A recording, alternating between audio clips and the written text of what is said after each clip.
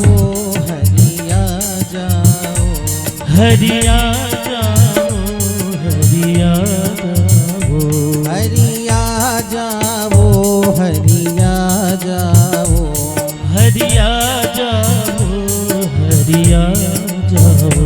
अब और न मुझको तड़पाओ, अब और न मुझको तड़पाओ। काटो जन्म मरण के फेरे, काटो जन्म मरण के फेरे।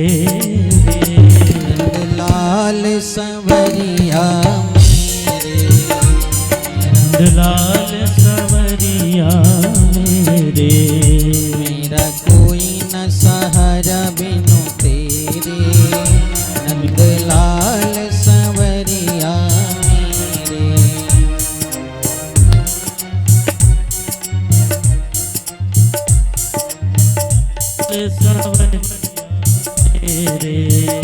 हरिया जाओ, हरिया जाओ, हरिया जाओ, हरिया जाओ, हरिया जाओ, हरिया जाओ, हरिया जाओ, हरिया जाओ। अब और न मुझको तड़पाओ, अब और न मुझको तड़पाओ। काटो जन्म मरण के फेरे, काटो जन्म मरण के फेरे। नंदलाल संवरिया मेरे, लाल संवरिया मेरे। मेरा कोई न सहारा बिनु तेरे, लाल संवरिया मेरे। द्रौपदी बड़े आतुर भाव से भगवान को पुकारती हैं, और जब दोनों हाथ को ऊपर करती हैं द्रौपदी परमात्मा को पुकारती हैं। भगवान को कहीं जाना आना तो था नहीं। एक मीठी बात बता, भगवान ना कहीं जाते हैं और ना कहीं आते हैं। आपने चींटी देखा है? चींटी के पैर में बंधी हुई घुघरू की आवाज भी भगवान को सुनाई देती है। सोचो, कितनी बड़ी चींटी, कितना बड़ा पैर, और कितने बड़े पैर में कितना बड़ा घुघरू, और कितनी घुघरू की आवाज, वह भी भगवान को सुनाई देता है। हाथी के गले में बंधे हुए घंटे की आवाज भी भगवान को सुनाई देती है। भगवान जब आप चलते हो तो भगवान आपके साथ साथ चलते हैं, पर आपका भाव भगवान के प्रति कैसा है ये तो परमात्मा देखते हैं।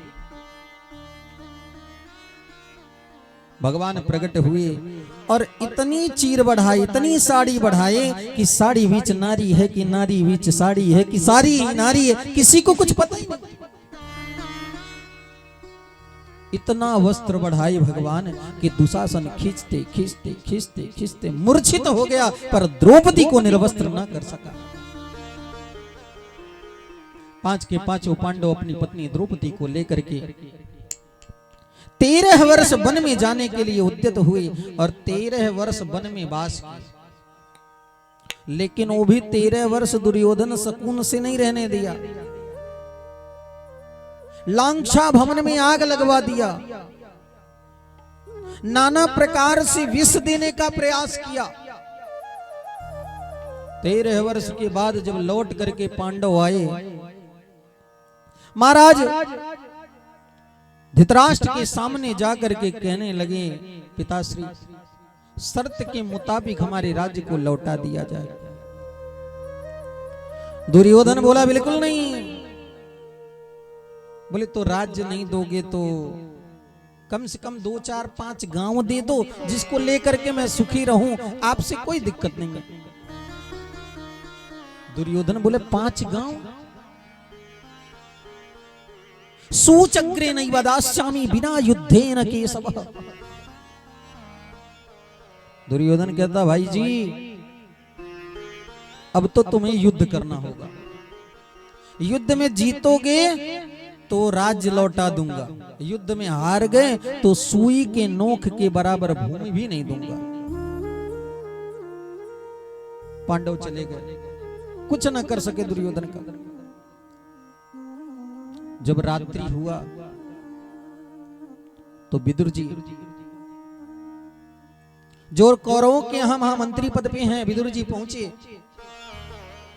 रात्रि के समय। प्यार से बोले जय श्री कृष्ण। सुनो, आप सब जब मुंह खोलते हो जय श्री कृष्ण के लिए तो लगता है आवाज तेज आवेगी, पर आप सब मुंह ऐसा खोलते हो जैसे रसगुल्ला हम भेजने वाले हैं, असटाक से पेट में चला जाएगा। भगवान का नाम जोर से लेने के लिए कहे तो दांत दिखाने के लिए थोड़ी कहे। द्रौपदी ने एक बार दांत दिखाया खिल खिल खिल खिल करके तो महाभारत जैसा युद्ध हुआ। माताओं के मुस्कान में ही सब कुछ है, हंसने की जरूरत ना है। पर आप सब जय श्री कृष्ण तो तेज बोलो। हा? जब हम जय श्री कृष्ण बोलते तो कुछ लोग हंसते हैं पर बोलते नहीं। कहीं ऐसा तो नहीं आप सब आलसी हो? हा? एक बार क्या हुआ, कोई बालक था, पिता की मृत्यु हुई, और जब पिता की मृत्यु हो गई तो उस पुत्र से कहा गया भाई अस्थियों का विसर्जन करके गंगा में आओ। और गंगा जी वहां से 12 किलोमीटर दूर थी। जैसे तैसे अस्थियों को लिया, गंगा जी में प्रवाहित करने के लिए जा रहा है। जब 8 किलोमीटर चल करके गया, किसी से पूछा, सुनो, बगल में नाला बह रहा था। किसी से पूछा ये नाला कहाँ जाता? बोले गंगा जी में, अभी 4 किलोमीटर बाद मिल जाएगा। सोचा नाला बही रहा है तो यहीं विसर्जन कर दे, नाला तो गंगा जी में ही जाएगा। आलसी इतना है? अस्थियों का विसर्जन वहीं नाले में ही कर दिया, घर चला गया। माता बोली अस्थियों का विसर्जन कर दिए? हाँ हाँ, अब तक तो पहुंच गया होगा। क्या मतलब? नहीं नहीं, कुछ बात नहीं है, अस्थियां तो गंगा जी में पहुंच ही गई होंगी। रात्रि व्यतीत हुआ, ध्यान से सुनना। जब रात्रि व्यतीत हुआ, प्रातः काल माता ने बोली तुमने अस्थियों को नाले में डाला है? तुम्हें किसने बताया? बोले रात्रि के समय स्वप्न आया था और स्वप्न में तुम्हारे पिताजी कहे कैसा नालायक बेटा है जो अस्थियों को नाली में डाल करके चला आया है। आलसी पुत्र क्या कहता पता है?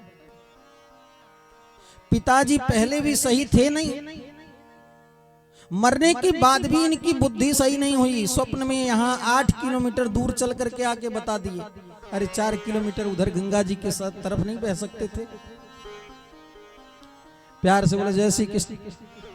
कहता है पिताजी 8 किलोमीटर दूर आकर के तुम्हें स्वप्न दिखा सकते थे, पर 4 किलोमीटर आगे बढ़ गए होते तो गंगा में मिल गए होते, क्या जरूरत थी कहने के लिए? तो ऐसा आलस अच्छा नहीं होता है। प्यार से बोले जय श्री कृष्ण।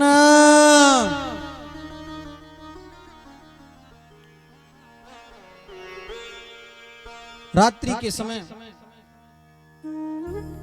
विदुर जी कौरवों के यहाँ महामंत्री हैं,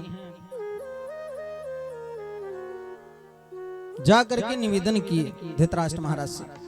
बोले महाराज आप जो कार्य कर रहे हो वास्तव में ये कार्य अच्छा नहीं है, क्योंकि जिस पुत्र के मोह में